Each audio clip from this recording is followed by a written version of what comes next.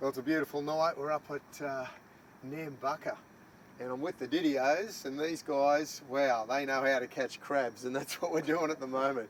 Mud crabs, can you believe it? Wading along, and they're grabbing them with their hands. So, boys, tell us what we're looking for, and how do you know when the actual crabs are feeding? I mean, When they're feeding, what we're doing, obviously we're right up in the mangroves. You know, a lot of people think that the crabs are out in the deep water, but when you've got a rising tide and that, they'll come out this time of year. I remember in December, yep, the water temperatures come up and they'll come out to breed this time of year.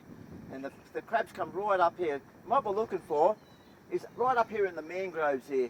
You might see there's a lot of like oyster shells that have been that have been broken off here. Yep. And when you see like broken shells like that, this is what the mud crabs come to eat. Yeah, okay. So they're actually eating oysters. They're actually eating oysters. And fine dining. What we're going to do now if you see right here, there's a big imprint in the sand right here. Yeah, I noticed you spotted one. I've just seen that. When you see your oysters there, I'll bet you there's a crab right here. And yet this is the hard bit, is how to pick him up. Well, I can see a bit of a shape there, and I reckon he's facing to the front here. So I'll put my hands down in here.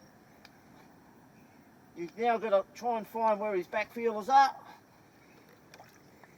You've got to get him out of the sand. Oh, look at that. That's a beauty. Fantastic. Beautiful What mud crab. Oh, wow. That's what we're looking for. So you're looking for your crushed oysters there. You have a look around. They usually don't go too far away from where the oysters are. Just don't put your fingers in there. And there's also another way, because this time of year when they first come up, they lift this time of year. Yep. So they lift out of the mud, so they've actually been hibernating, buried down underneath the sand and mud. They go down, and they come up now.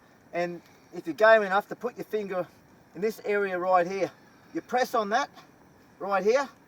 If that's nice and hard here, you know that he's full of meat.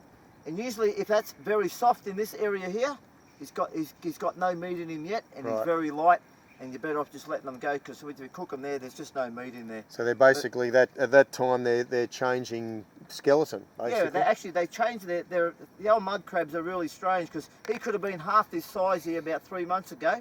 They'll have a shell change, and they'll go like jelly. They're very soft, and they'll go from this size to this size in one shell change. Wow. It's amazing how fast they grow. And they'll have a couple of shell changes every season. Now this is a male, and you can tell the male by that narrow triangle down the bottom, I guess. We might be able to, I know there's a couple more here. We'll have a look around here in a minute now, and hopefully we might be able to get a female, and we'll show you what a female looks like. So.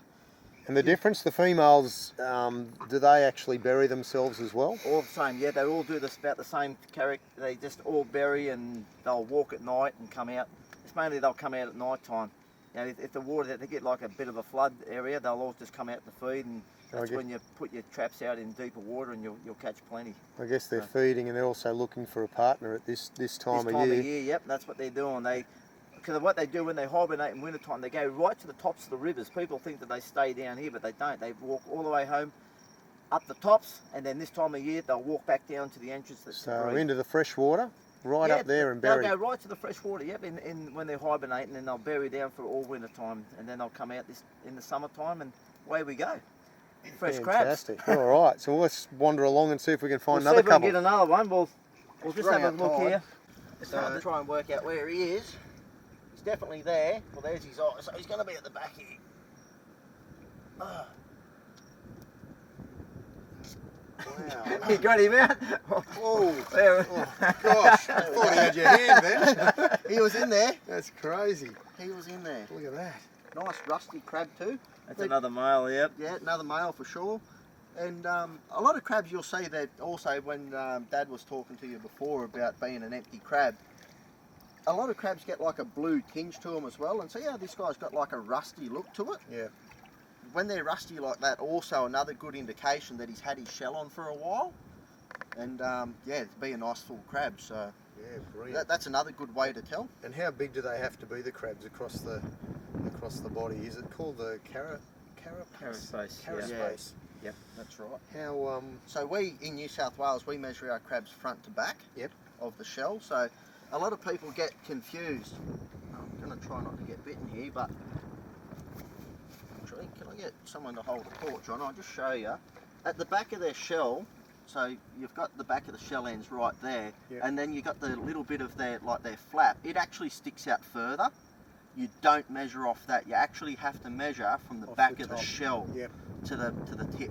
And so for New South Wales, how wide across the actual body do they have to be? Yeah, so from tip to the rear of the top shell is 8.5 centimetres. 8.5 centimetres, right. Yeah. And a lot of tackle stores and the DPI office will actually have proper crab measurers, and they're like a little stick that goes across. So, you know, if you're definitely going to be doing mud crabbing, it's well worth getting your hands on one of them. It makes life pretty easy. And it's fantastic. It's a great thing to come down and have a crack, but you know, for kids and stuff like that, it's probably not highly recommended. You know, You've gotta these be a fellas bit have got careful. the fair punch to them when they grab you. Absolutely, that's it. So what you've done, you've actually gone in, you've put your index finger on the top of the shell and pinned him down to the ground. Yep, exactly. So what I'll do, I'll just sit him here in the water. Yep. And I'll let him go for you, and he'll probably run. So there he is there, and you put you jam him down with your index finger. Yep. And you've got your middle finger and your thumb, and around the back 2 flippers, and then just lift him up. And they can't bite you that way. No. Good stuff, boys. Well, that's great. Well, let's keep going wandering and see if we can catch a few more. No worries. Let's go.